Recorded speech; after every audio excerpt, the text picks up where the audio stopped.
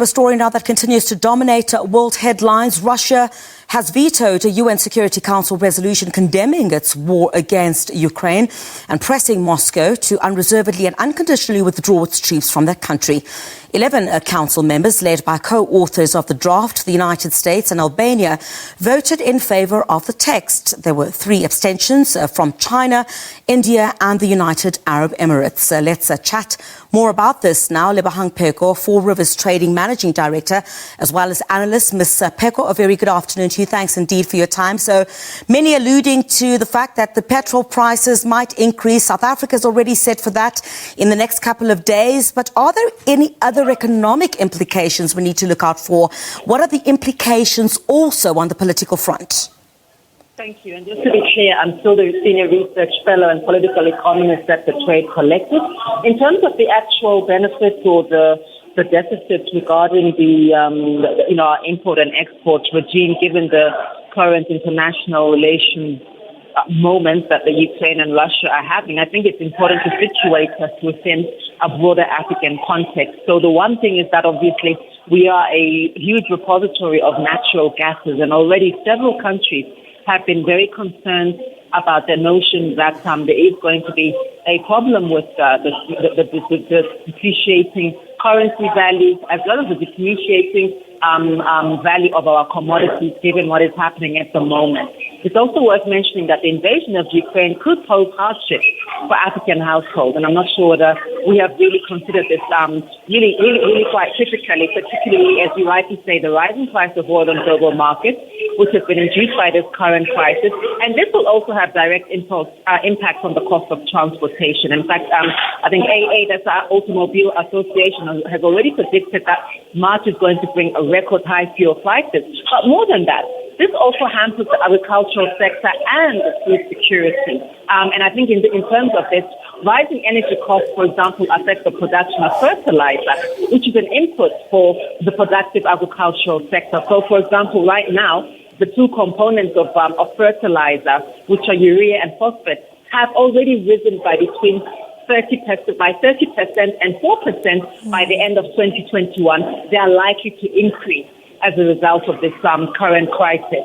And I mean, previously when investors and market analysts were worried about that, Russia was blockading the Ukraine's Black Sea ports, this is also going to prevent the Ukraine from exporting the remainder of last year's wheat harvest. What does this mean for us as a continent? It does mean that countries like Kenya, which import most of their wheat from both the Ukraine and Russia, wheat prices. Countries like Sudan, which also import a huge amount of their wheat from Russia, will also see wheat prices. Ethiopia, which also depends on wheat as a part of their staple food, injera and so forth, are also going to see increases in food prices. What this also means is that within intra-Africa trade context, our own balance of payment deficits might be hampered, even our own country to country. And I think that we should always bring this back to Mother Earth and to Mother Africa. Our own country-to-country trade relations are bound to have an impact, because as food increases, the cost of food increases, the cost of inflation is also likely to increase across countries, meaning that it will distort the cost of doing trade within and amongst ourselves. So it does have quite a hemorrhaging effect.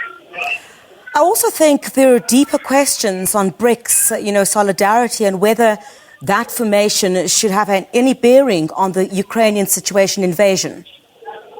So, I mean, I think I've been saying this for the last couple of days since this broke out. Is the first thing, what is the BRICS? The BRICS, as we know, is really is a formation which was coined by Jim Neal, who's an economist with Goldman Sachs, who was credited with coining this term.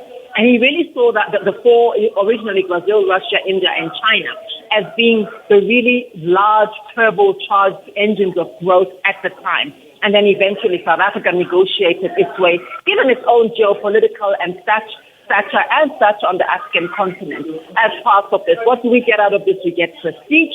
what we also get out of this, we get the potential for us to be able to then leverage off of these other economic blocks and these much more powerful, stronger economic forces. But what have we actually gained from it? And I think that we need to then distinguish between this as an economic bloc and this as a political bloc. And I do think that a lot of the analysis or a lot of the commentary is missing the point that this is purely about economics, Griselda. BRICS is not another Bandung. It is not another non-aligned movement. It was certainly never intended to be a threat to global capitalism. It is actually an attempt for these 5 countries to reproduce the sort of quite market orthodox capitalist system of business, of entering global economics, as has been done by the US, as has been done by the UK. So I think, expecting it to behave like something like a Bandung project, which I would strongly love for younger viewers and, for example, to go and read up on, which was really a true orientation of non-aligned countries like Egypt at the time, under the leadership of people like Nasser, Nehru at the time, Tito, who was saying we don't want to be aligned either to the US or to, at the time, the Soviet Union. It was exactly trying to avoid these sorts of dilemmas, the sorts of dilemmas where countries which are really, frankly, are the grass below the elephant, are being drawn into proxy wars and proxy debates around which side they should take. And I think that the BRICS as a formation, we should also bear in mind that the BRICS as a formation has not delivered very much for South Africa. In terms of what we have received from South Africa has invested about $80 billion into the BRICS. We have the inward investment to the BRICS has been about $18 or $17 million. So in terms of a cost-benefit analysis, this notion that we are somehow we are somehow gaining this huge advantage, competitive advantage as a result. Most of the agreements which were signed, for example, transfer of skills, transfer of technology between ourselves and China, specifically and to a lesser extent ourselves and India and Russia, none of them have borne much fruit at the moment. So really, in the scheme of things, I think we should be very mindful that BRICS is an economic bloc. Yep. It is not some radical political bloc that is trying to resist northern powers. Yep. It is trying to play by the same rules. I do think that it does present, if it was managed more adequately, and if we were able to mediate our own power imbalances, understanding that BRICS we, South Africa, are very much the small f, it might be able to do more for us. But frankly, the statistics show that it has not done anything for us economically in terms of transfer of skills, in terms of transfer of power. So there it is. I mean, last year, Moscow's top exports to the country included mixed minerals or chemical fertilizers, nitrogen fertilizers as well. But in terms of, I want to talk about the broader international relations. What does this mean for us?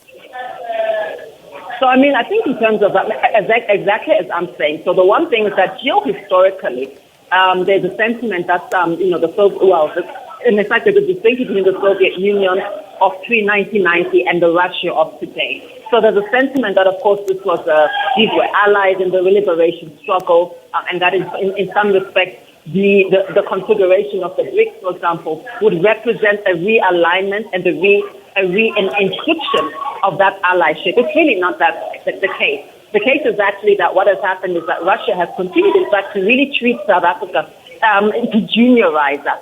People have mistaken the very intimate relationship between former President Zuma and former President Putin as some radical expression of countervailing, quite a revolutionary force for change, which was standing in opposition of Western imperialism, when in fact that was really a relationship to do with the potential of nuclear powers and a nuclear power base, and which was really not really about profiting a counter-capitalist or some revolutionary agenda by any stretch of the imagination. And I think that in saying all of this, South Africa has historically been quite a junior partner to the interest of Russia. If we look at the way that, for example, the Soviet Union, if they've ever consulted us at the United Nations Security Council, if they've ever consulted with us, for example, on issues of climate change to suggest that we vote as a bloc, as a big bloc, this has hardly ever happened. What President Putin has been doing of late is to ensure that he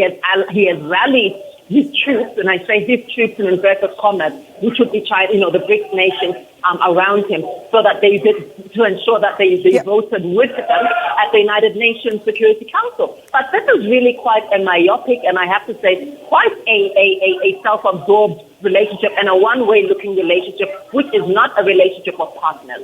And in my humble opinion, I don't think that South Africa has got the skin in the game that people seem to presume. And I also think that the BRICS as a formation, Russia, China, India, all of them have quite extractive intentions towards South Africa and the African continent to different extents, and see South Africa as a very important key strategic gateway into the rest of the continent. Well and good, but let us not delude ourselves that it's anything more or less than that.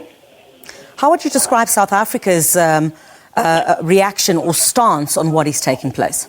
A bit confusing, I think. I think fair enough that it isn't that the sorts of excesses that President Putin is pronouncing, is attempting on Ukraine. They're not without a precedent. Remember that he already annexed in 2014. There was already an annex of Crimea, which was almost quite discreetly conducted without the kind of noise and the sort of the fanfare we're seeing now. But of course, there was no physical aggression. There wasn't physical aggression at the time. And I think that the other point around that is that, South Africa's posture in all of this is one that, unfortunately, I wish we would have seen, for example, when Gaddafi was being bombed in Libya, when we have had similar and serious geopolitical skirmishes in Iraq and Iran, for example, in Afghanistan, for example, where then is the same consistency of our international relations voice